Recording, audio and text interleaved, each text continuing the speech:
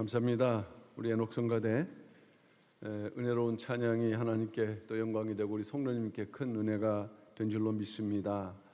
오늘 사회하신 목사님께서 읽어주신 마태복음 16장 24절 25절 말씀을 통해서 사순절을 어떻게 지킬 것인가, 사순절을 어떻게 지킬 것인가 하는 말씀의 제목으로 오늘 잠시 말씀의 은혜를 나누고자 합니다.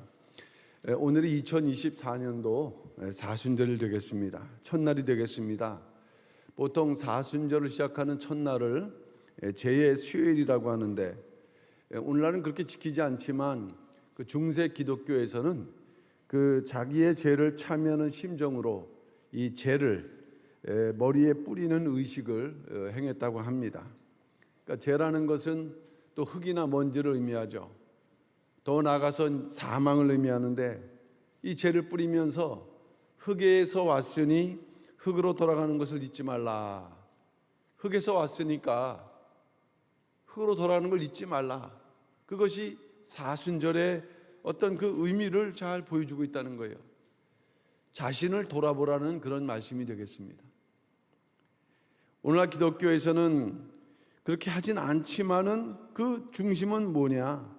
사순절의 기본 의미를 말씀하고 있다는 거죠. 자신을 돌아보는 회개. 이것이 바로 사순절의 정신이라고 할 때 우리 오늘 2024년도 사순절을 맞이하면서 그 의미는 무엇이고 어떠한 마음가짐으로 지켜야 되는가 하는 것을 살펴보도록 하겠습니다. 첫째는 사순절은 어떠한 절기인가 하는 것입니다. 사순절. 그 의미, 사순절의 의미, 그 말의 뜻을 볼 때 헬라어로는 테살코스티라고 하는데 그야말로 40이라는 숫자를 의미한다고 합니다. 40. 영어로는 렌트. 근데 이 렌트라는 그 의미 속에는 물론 사순절을 의미하지만 그 근본적인 의미는 봄이라는 스프링. 이것은 결국 사순절의 의미가 부활절을 준비한다는 면에서 있다는 것을 말씀해 주고 있어요. 부활절, 스프링을 준비하는 기간이라는 말씀이 되겠습니다. 우리나라 말로는 사순절이죠. 여기서 두 번째 순자가 열흘 순자. 그러니까 열흘, 10일이 4번이니까 40일이 된다는 그야말로 아주 그 간단한 의미죠. 그래서 오늘 제의 수요일부터 부활절 전까지, 부활절까지가 아니라 부활절 전까지가 사순절에 해당되는 40일이 되겠습니다. 그때까지 사순절을 지키는 성도들은 회개와 갱신 그리고 경건한 생활을 통해서 부활절을 준비한다. 이 마음이 준비가 안 되면 사순절을 맞이하는 그런 마음이 되게 무겁습니다. 그러나 부활절의 의미를 생각하면서 준비한다고 할 때 오늘부터 시작되는 것이죠. 어떻게 보게 되면 우리의 그 신앙의 선배들은 부활절을 준비하는데 40일이 필요하다는 의미가 되는 거예요. 오늘 2월 14일부터 3월 30일까지가 2024년도 사순절이 되겠습니다.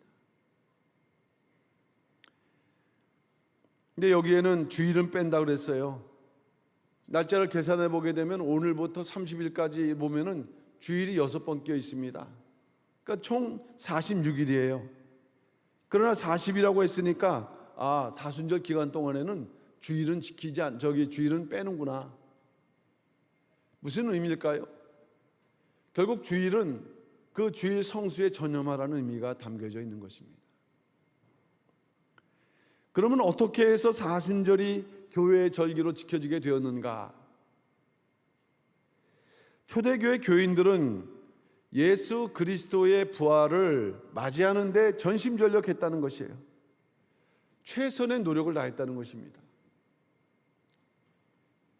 날짜가 정해지기 전에도 금식과 절제를 자기 나름대로 하면서 부활절을 준비했는데 이러한 부활 신앙이 이어지는 가운데에서 주후 325년 니케아 종교회의에서 사순절을 정했던 것입니다. 그러니까 그러니까 오늘날로 말하면 1700년 전에 정해진 것이죠. 근데 이 의미를 좀 더 깊이 생각을 해보게 되면은 주님께서 주후 29년도에 그 십자가에 달려 돌아가셨는데 그 이후에 초대교회 성도님들은 주후 325년 교회 절기가 될 때까지 어떻게 해서 이 사순절을 지켰는가, 부활신앙을 지켰는가 하는 것입니다. 무려 30년, 300년 기간 동안에 유대인들의 박해가 있죠. 또 로마 교회 그 황제의, 로마 제국의 황제의 박해가 있죠.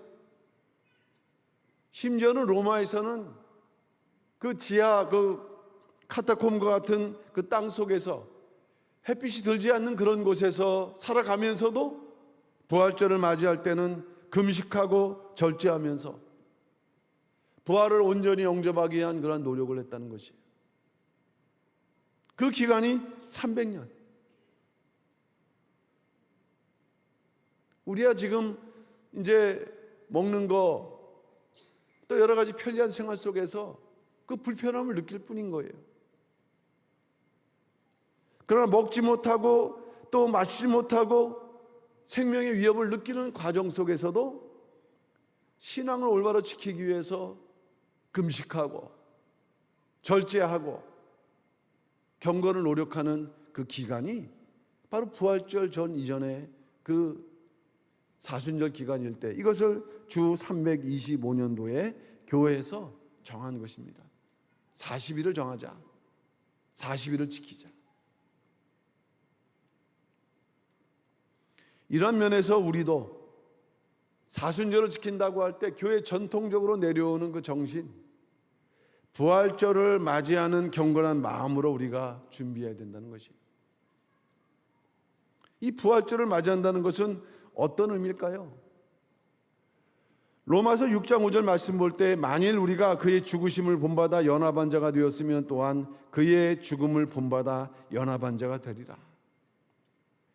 주님만이 돌아가시고 주님만이 부활하신 것이 아니라 믿음으로 우리도 주님의 십자가와 더불어서 죽고 다시 부활에 동참하는, 매년마다 그러한 그 믿음의 갱신을 통해서 진정한 변화에 동참하는 성도가 될 수 있도록 노력하는 그 시작에 바로 그 해의 부활절을 준비하는 시작에 사순절이 있고 오늘 첫날이라는 말씀입니다.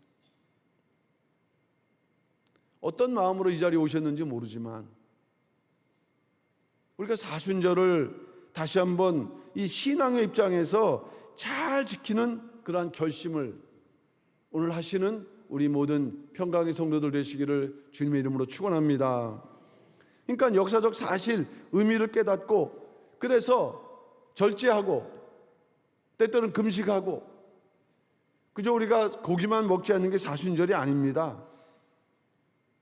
경건의 노력을 하면서 주님의 십자가의 고난, 부활을 바라보면서 또 자기 자신을 돌아보면서 오늘 죄의 수요일 죄를 뿌리면서 자기 자신을 돌아보라고 했을 때 먼저 돌아봄이 있어야 되는 것이, 그런 가운데 회개하면서 하루하루 새로운 신앙으로 갱신해 나가는 사순절. 그래서 40일 동안 우리가 먹고 싶은 거 참는 것이 사순절이 아니고 이와 같이 하루하루 오히려 갱신해 나가는 그런 은혜와 축복을 우리에게 허락하신 줄로 믿습니다. 그럼 큰 두 번째로 볼 때 어떻게 지킬 것인가? 사순절을 어떻게 지킬 것인가? 우리는 두 가지로 나누어서 살펴볼 수가 있습니다. 작은 첫 번째는 주님의 십자가를 생각하면서 지켜야 합니다. 초대교회 교인들이 그 어려운 가운데에서도 사순절을 잘 지켰던 것은 그 부활을 바라봤지만은 그러나 주님을 생각하는 그 믿음이 있었기 때문이에요. 베드로전서 2장 19절 애매히 고난을 받아도 하나님을 생각함으로 슬픔을 참으면 이는 아름다우나 그랬어요. 여기에 그 당시 사순절을 지키는 그러한 성도들의 격려, 권고, 또 그들의 중심이 담겨져 있습니다. 이 베드로전서 혹은 후서는 당시 그 네로 황제에 의해 박해를 받고 있었던 로마 교회 교인들에게 주신 말씀이에요. 박해 가운데서도 승리할 것을, 인내하고 승리할 것을 격려할 때 뭘 말씀했습니까? 하나님을 생각하라. 고난받는 하나님을 생각하라. 그래서 너희의 슬픔을 참아라, 이 말씀이에요. 고난당하신 하나님, 바로 십자가에 달려 돌아가신 예수 그리스도를 생각하라. 예수 그리스도를 생각할 때는 너희가 지금 당하는 이 환난과 어려움을 능히 이길 수 있다. 베드로가 바로 고난당하는 교인들에게 격려했던 말씀이에요. 우리의 신앙의 근거는 십자가죠. 그러나 우리가 살아가면서 이것을 잊을 때가 많지만, 교회는 부활절을 앞두고 또 사순절이라는 절기를 통해서 십자가, 그 신앙을 다시 한번 회복할 수 있는 그러한 기회를 우리에게 주고 있다는 것입니다.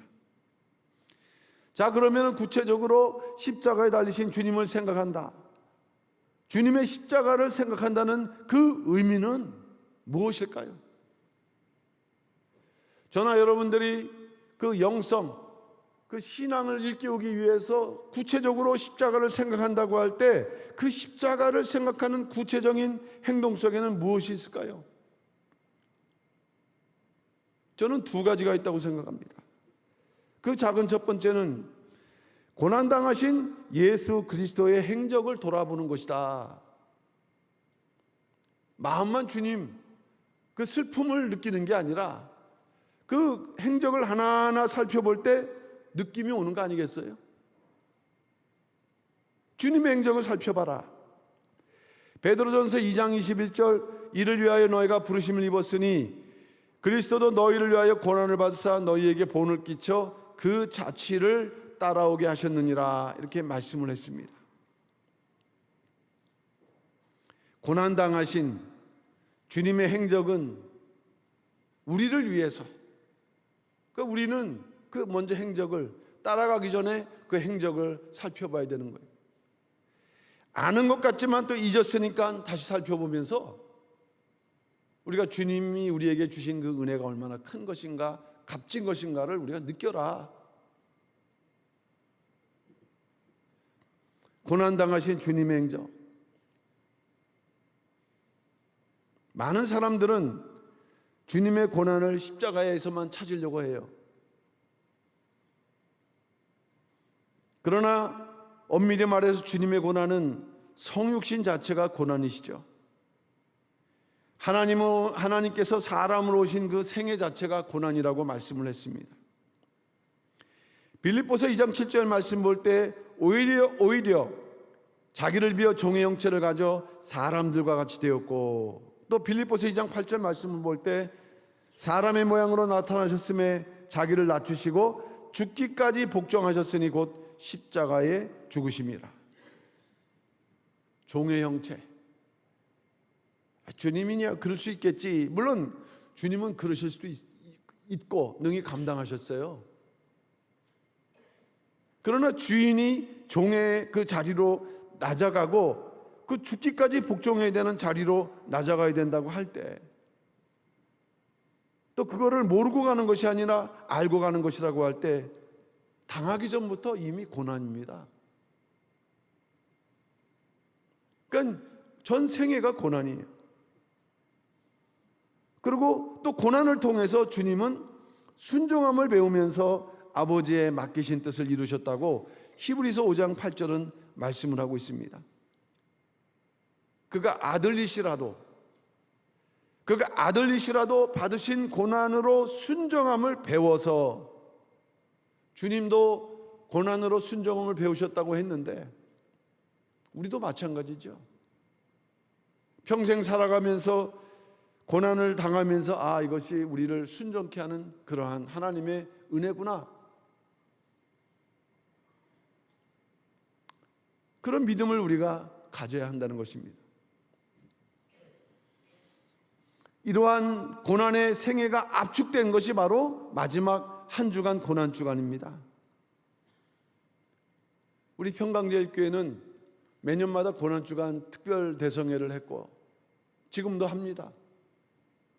근데 우리가 준비하면서 그 한국 교회를 살펴보면은요, 우리 교회처럼 고난 주간 특별 성회를 하는 교회가 없어요.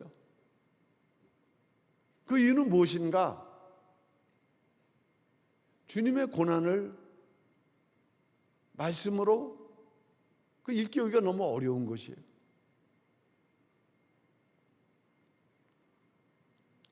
제가 우리 교회에서 벌써 목사가 된 지가 이제 30년이 넘는데, 그러니까 30년 동안 고난주간 참석을 한 거죠.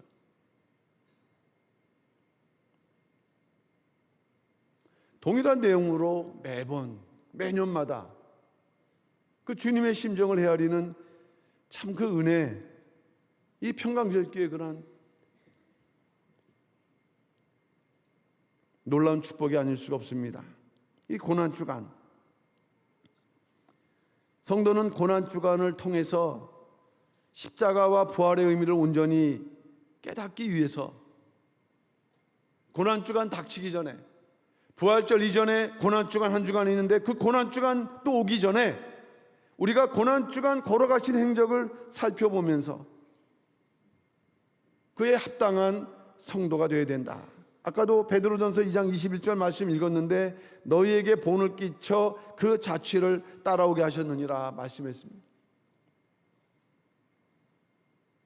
그저 우리가 먹고 마시는 절제 그 싸움에서의 그런 고난주간 또는 사순절이 아니라 이런 주님의 그런 심정을 깊이 생각하고 헤아리면서 자기 자신의 부족함을 내어놓을 수 있는 그런 사순절을 승리하시는 우리 모든 성도들 되시기를 주님의 이름으로 축원합니다. 작은 두 번째는 십자가를 생각한다는 것은 십자가의 구속 의미를 생각하는 것입니다. 십자가의 구속 의미. 베드로는 박해 가운데 있었던 로마 교인들에게 인간의 구원을 위해서 애매히 고난당하신 그 주님, 그 십자가에 달리신 예수 그리스도를 증거했습니다. 애매히 고난당하셨다. 베드로전서 2장 24절 말씀 볼 때 친히 나무에 달려 그 몸으로 우리 죄를 담당하셨으나 이는 우리로 죄에 대하여 죽고 의에 대하여 살게 하려 하심이라. 저가 채찍에 맞음으로 너희는 나음을 얻었나니 말씀했어요. 친히 직접 나무에 달려, 이 친이라는 것은 하나님이신 예수께서 이 땅에 성육신 하셔서 누구를 대신하지 않고 친히, 죄 없으신 분이 친히 나무에 달리셨다, 십자가에 달리셨다, 그 의미예요. 누구를 위해서?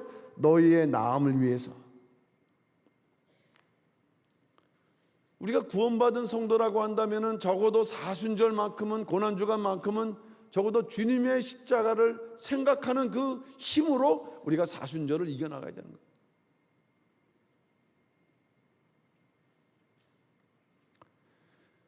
예수님께서 우리의 구원을 위해서 달리신 십자가는 무엇입니까? 로마 시대의 십자가는 극형이었어요. 극형. 그러나 이 로마 시대의 십자가는 로마 시대부터 시작한 것이 아니라 그 이전 페르시아의 시대로 올라가고 그 이전 고대 아시아로 올라가는데 아주 그 정말 반역자, 국가의 반역자들, 권력에 대항하는 자들, 배신자들, 이들의 머리를 잘라서 달아놓거나 아니면 시체를 그 기둥에 이렇게 매달아 놓는, 그래서 많은 사람들로 하여금 겁을 먹게 하는 그런 그 하나의 처형의 방법이었습니다. 그런 것이 로마 시대에는 이제 살아있는 사람을 그 십자가에 매달아 놨죠. 그럼 로마 시대에 이 살아있는 사람을 매달아 놨다고 할 때는 어떤 의미로, 어떤 의도로 이 살아있는 사람을 매달아 놨을까요? 어차피 십자가에 달리면 이제 서서히 죽어갑니다. 그러나 그 죽기 직전에 수치를 당하게 함으로 그 사람의 그 평생에 쌓아왔던 명예까지도 동시에 매장시키려는 최고의 극악한 그러한 처형이 바로 십자가였다. 그래서 로마 사람들은요, 자기 국민들은 이 십자가에 처형하지 않는다 그래요.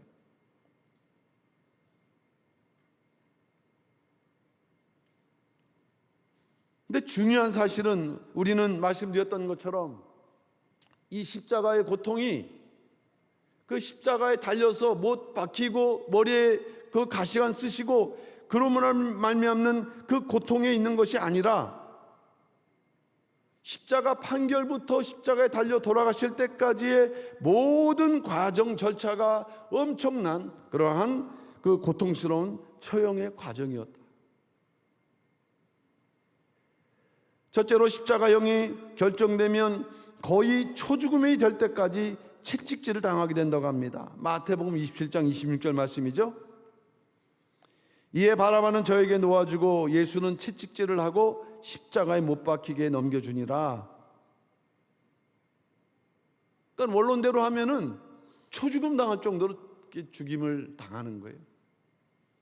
이미 십자가 지기 전에 반 이상. 두 번째는 범죄자로 하여금 그 십자가를 메고 가게 한다. 초죽음 당한 그런 분이 이 십자가, 자기가 짊어지고 가야 될 십자가를 지고 가야 되는데, 이 십자가가 얼마나 무겁습니까?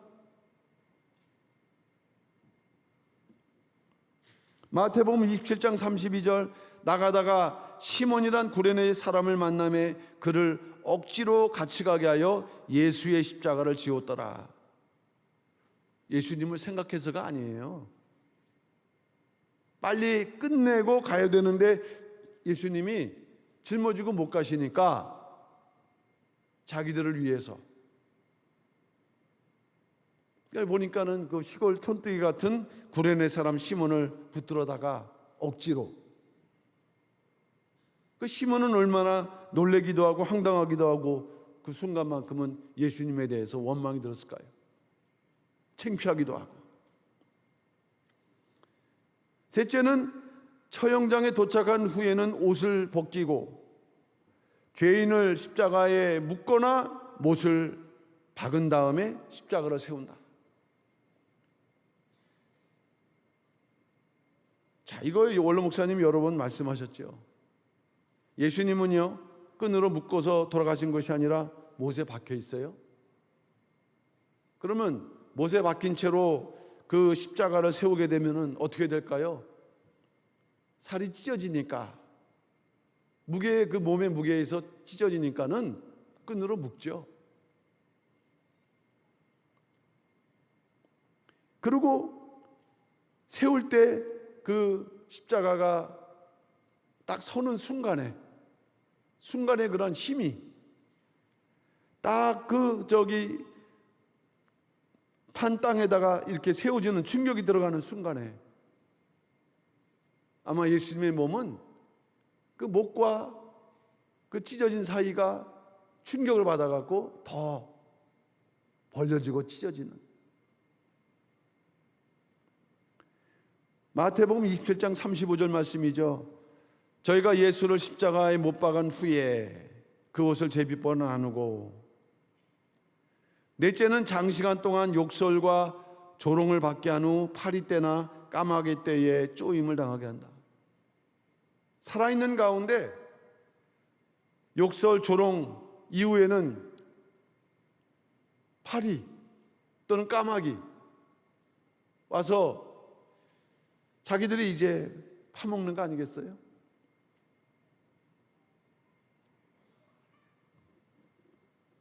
마태복음 27장 39절, 지나가는 자들은 자기 머리를 흔들며 예수를 모욕하여. 왜 모욕했을까요? 메시아라고 하는 자가 저렇게 십자가에 달려 돌아가 죽으니까 우리가 속았다, 이렇게 모욕하는 거예요. 다섯째는 형 집행자가 범죄자의 다리를 꺾거나 옆구리에 창을 찔러 죽음을 확인한다. 요한복음 19장 32절 말씀이죠. 군병들이 가서 예수와 함께 못 박힌 첫째 사람과 또 그 다른 사람의 다리를 꺾고, 예수님은 예언대로 그 다리가 꺾이기 전에 돌아가셔서 꺾임 당하지 않으셨죠.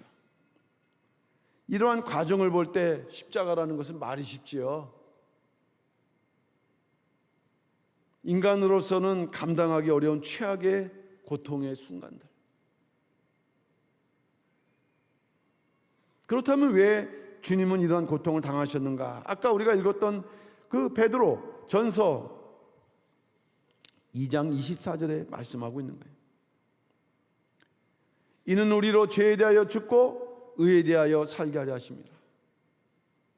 우리는 죄에 대해서 죽고 의에 대해서 살게 하려 하심인데, 누군가가 우리의 죄의 문제를 하기 위해서 대가를 치러야 되는 그러한 하나님의 그 원칙이 있는 거예요.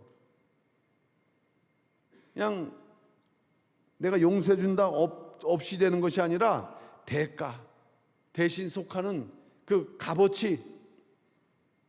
그래서 예수님의 죽음을 대속의 죽음이라고 말씀합니다. 마태복음 20장 28절이죠.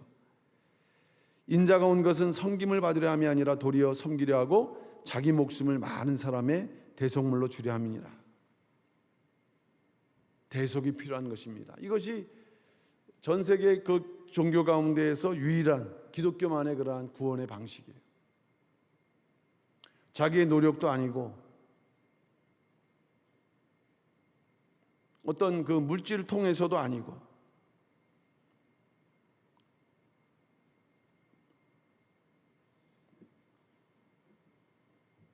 죄는 크든 작든 간에 해결되지 않으면 하나님 나라에 들어갈 수 없게 합니다. 죄는 크든 작든 간에 바위 덩어리나 요만한 그 바둑돌이나 바다에 던지면 다 떨어진다 그랬어요. 그 죄가 그만큼 무섭다는 거예요. 평생 신앙생활을 했는데 우리에게 조그만 죄가 있어서 그것이 걸림이 된다. 얼마나 무섭습니까? 그러나 이 땅에서는 그 죄를 해결할 수 있는 방법이 없어요. 얼마나 죄가 끈질긴지. 돈으로도 안 되고 스스로 노력으로도 안 되고 산에 올라가서 돌을 닦는다고 해도 안 되고, 성경은 오직 어린 양이신 예수 그리스도의 보혈만이 인간의 죄를 사할 수 있다. 베드로전서 1장 18절 말씀이죠. 너희가 알거니와 너희 조상의 유전한 망령된 행실에서 구속된 것은 은이나 금같이 없어질 것으로 한 것이 아니오 그랬어요. 베드로전서 1장 19절 오직 흠없고 점없는 어린 양 같은 그리스도의 보배로움 필요한 것이니라. 죄가 없으신데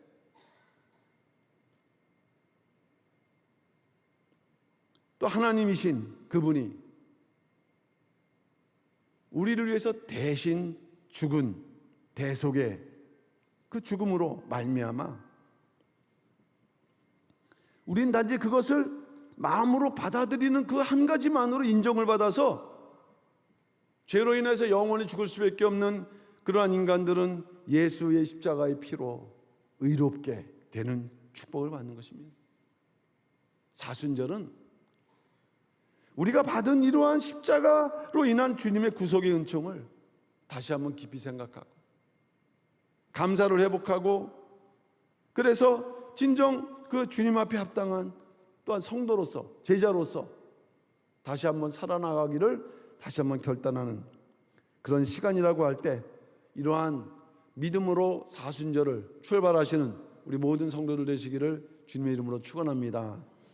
마지막 두 번째는 사순절을 어떻게 지켜야 되는가? 자신의 십자가를 생각하면서 지켜야 된다 그랬어요. 자신의 십자가가 또 있다는 것이죠. 주님께서 십자가를 지셨는데 또 우리에게도 십자가를 주셨다는 것이에요. 마태복음 16장 24절 오늘 본문입니다. 이에 예수께서 제자들에게 이르시되 아무든지 나를 따라오려거든 자기를 부인하고 자기 십자가를 지고 나를 좇을 것이니라 말씀했어요. 여기에 뭐가 나옵니까? 자기 십자가가 나오고 있어요.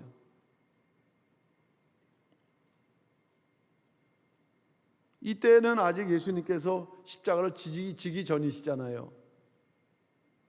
당신이 십자가를 지기 전 상황이지만은 제자들에게 야 너희의 십자가를 져라 말씀하는 거예요. 말씀만 한 게 아닙니다. 최후로 십자가로 지셨고 승리하셨다. 골로새서 2장 15절, 정사와 권세를 벗어버려 밝히 드러내시고 십자가로 승리하셨느니라. 우리도 근본 40년 기간 동안 십자가로 승리하시는 모든 성도들 되시기를 주님의 이름으로 축원합니다. 십자가도 우리의 신앙의 또 기초죠. 이 기초를 세운다고 할 때 40년 기간 동안 우리 십자가의 신앙을 세워나가는 것이, 여기서 중요한 말씀은 예수님께서 나도 십자가를 졌지만 너희 각자에게도 자기 십자가가 있다. 그러면 우리는 사순절을 맞이하면서 나의 십자가는 무엇인가? 여전히 내 어깨에 짊어지고 있는가? 아니면 어디 맡기고 나는 혼자서 편안한 마음으로 다니고 있는가? 아니면 어디 있는 줄도 모르고 지금 신앙생활하고 있는가? 과연 너에게 십자가가 있는가? 그것을 우리가 생각하라고 말씀하는 것이에요. 각자 생각할 자기 십자가는 무엇일까요? 그 작은 첫 번째는 자신이 회개해야 할 죄악들입니다. 자신이 회개해야 될 죄악들. 죄 없으신 예수께서 십자가를 지신 이유가 우리의 죄를 위한 대가라고 한다면 역시 십자가는 죄를 해결하는 구원의 방편이에요. 마찬가지로 각자 짊어져야 될 십자가 역시도 각자 해결해야 될, 회개해야 할 죄악을 상징합니다. 어쩌면 사순절은 우리가 우리 자신을 돌아볼 수 있는 하나님께 주신 기회입니다. 그저 불편하고 못 먹고 하는 그것이 아니라 다시 한번 우리의 깊은 속을 돌아보면서 우리를 근본적으로 새롭게 갱신할 수 있는 하나님의 기회. 그렇게 되기 위해서 각자의 죄악을 돌아보는, 그리고 회개에 힘써야 되는 그러한 기간입니다. 성도라고 할 때 교인과 성도는 다르지요. 교인은 교회 나오는 분들이에요. 근데 그 가운데 성도는 거룩한 무리로 인정받은 사람들이에요. 나는 교인인가? 성도인가? 교인에게는 십자가가 없지만 성도에게는 십자가가 있어요. 성도라는 존재는 날마다 회개하는 삶을 살 것을 예수님께서 말씀하셨어요. 예수 그리스도의 구속은총으로 깨끗함을 받았지만은 날마다 더러워진 너의 발은 네가 씻어라. 요한복음 13장 10절이죠. 예수께서 가라사대 이미 목욕한 자는 발밖에 씻을 필요가 없느니라. 온몸이 다 깨끗하니라 말씀했어요. 무슨 말씀일까요? 예수 그리스도의 피로 이미 우리는 원죄, 유전죄, 자범죄에서 깨끗함을 얻었어요. 그러나 이 세상이 너무 험하니까 살아가면서 자기도 알지 모르는 가운데 이 세상의 때에 더럽혀지는 것이에요. 연약한 존재라는 말씀입니다. 근데 그것은 이제 우리 스스로 씻어가면서 가야 된다. 천국 새 예루살렘에 갈 때까지 자신의 죄를 회개하는 삶을 살아야 된다라고 말씀하는 것입니다. 요한계시록 22장 14절 말씀이죠. 그 두루마기를 빠는 자들은 복이 있으니 이는 저희가 생명나무에 나가며 문들을 통하여 성에 들어갈 권세를 얻으려 함이로다. 무엇보다도 근본 2023 사순절 우리가 남을 탓하고 남을 비판하기보다 이제는 이 순간만큼은 시선을 자기에 돌이켜보면서 무엇보다도 자기의 그러한 감춰인 죄에 대해서 회개에 힘쓸 수 있는 그러한 성도들 되시길 바랍니다. 요한계시록 3장 19절 물은 내가 사랑하는 자를 책망하여 징계하노니 그러므로 내가 열심을 내라 회개하라 말씀했어요. 어쩌면 우리는 소아시아 7교회 가운데 마지막 라우디게교 같은 성도일지 모릅니다. 그럼에도 불구하고 내가 사랑하는 자라 그랬어요. 근데 그 사랑하는 자를 책망한다, 징계하노니 열심을 내라.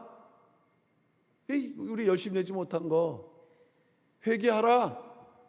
감춰놨던 죄악을 돌아보면서 기회를 주신 거죠.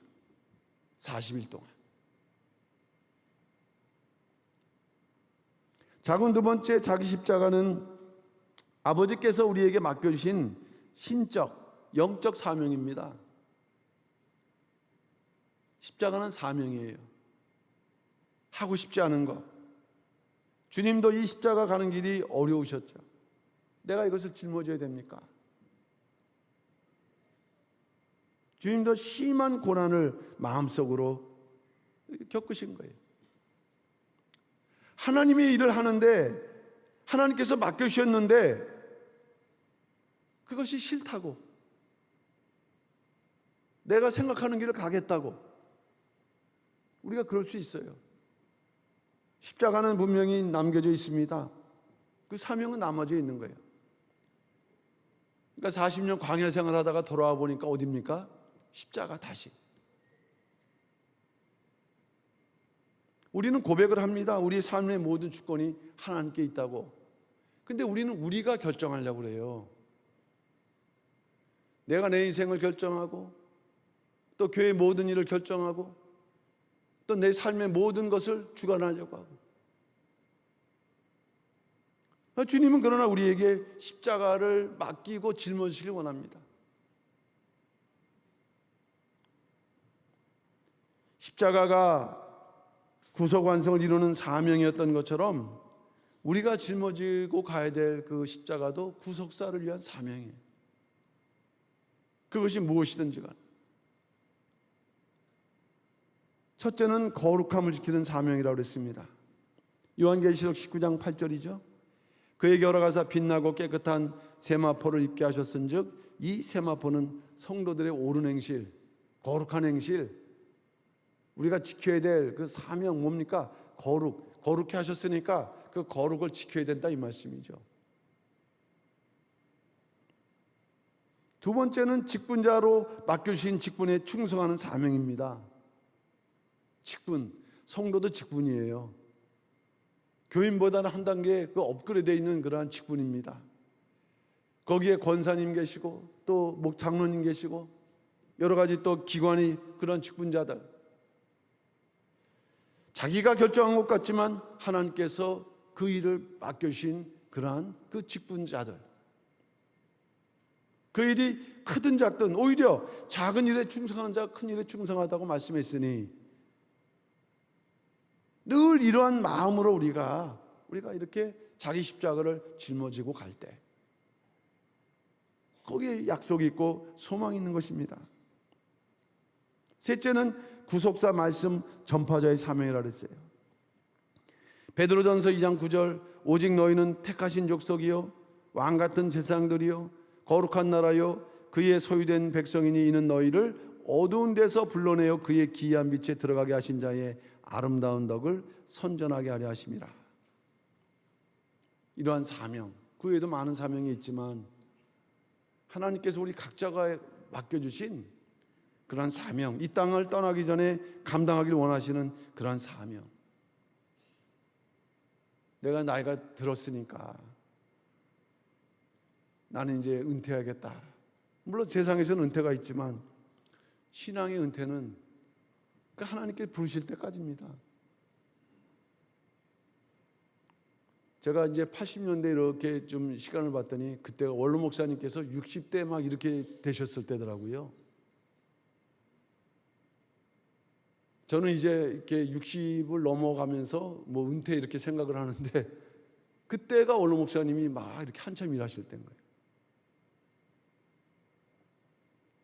그러니까 우리에게는 너무 큰 스승이 있으시고 그래서 건강에 허락하는 한 이 말씀의 뜻을 위해서 수고하고 애써야 된다라는 그것을 다시 한번 일깨워주는 것이 바로 사순절이라는 것을 믿으셔서 각자 자기의 십자가를 돌이켜보고 또 거기에 합당한 그 사명을 재무장하시는 우리 모든 평강의 성도들 되시기를 주님의 이름으로 축원합니다.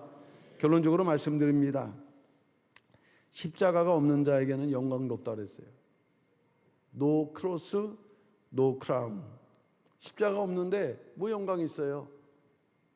우리 집안에 십자가 있습니까?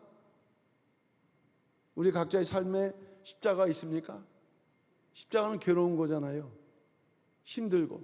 근데 우리는 편하고 뭔가 우리 중심적인 그러한 신앙이 이루어지길 바라요. 여전히. 그러나 주님은 주님의 뜻을 우리가 감당하길 원합니다. 그 과정은 또한 때때로 고통이 있고, 왜? 십자가의 길이니까. 그러나 분명한 것은 그 이후에 약속하신 영광과 축복이 있다. 근본 사순절을 시작을 하면서 하여튼 사순절의 그 표어는요, 회개와 갱신입니다. 회개와 갱신. 원래 목사님 가르쳐 주셨지 않습니까?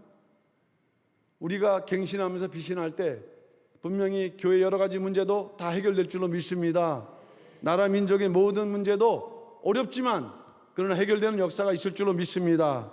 2024년도 이러한 길을 가기 위해서 우리는 말씀과 기도가 필요해요.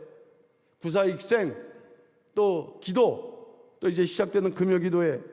그래서 경건의 노력을 통해서 각자 십자가의 길을 걷고 더불어서 부활의 영광을 바라보는 나가는 그런 우리 모든 평강의 성도가 될 때 하나님께서 우리를 보심으로 반드시 현재 우리의 모든 문제를 이제 고난을 지나서 영광으로 바꾸시는 축복이 있다는 것을 믿으시는 가운데 2024년도 사순절 승리하시기를 주님의 이름으로 축원합니다.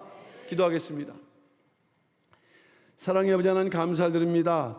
오늘 시작되는 제10여일 2024년도 사순절을 시작합니다. 매년 맞이하는 사순절 마음이 부담스럽지만 그러나 주님의 또한 십자가를 생각함으로 우리가 또한 슬퍼함으로 또한 아름답다 인정받을 수 있는 신앙의 또한 장성한 자로 성장할 수 있도록 역사하여 주시옵소서. 각자의 사명을 생각할 수 있도록 각자의 십자가를 생각할 수 있도록 인도하여 주시옵소서. 그 십자가를 짊어지고 이제 구속사 완성, 교회가 정상 회복되고 말씀의 뜻이 전 세계 열방에 펼쳐지는 그 사명을 위해서 각자 맡겨진 일에 충성을 다할 수 있는 우리 모든 평강의 성도를 다 될 수 있도록 역사하여 주시옵소서. 믿사옵고 예수님 이름 받들어 감사하기 돌려옵나이다. 아멘.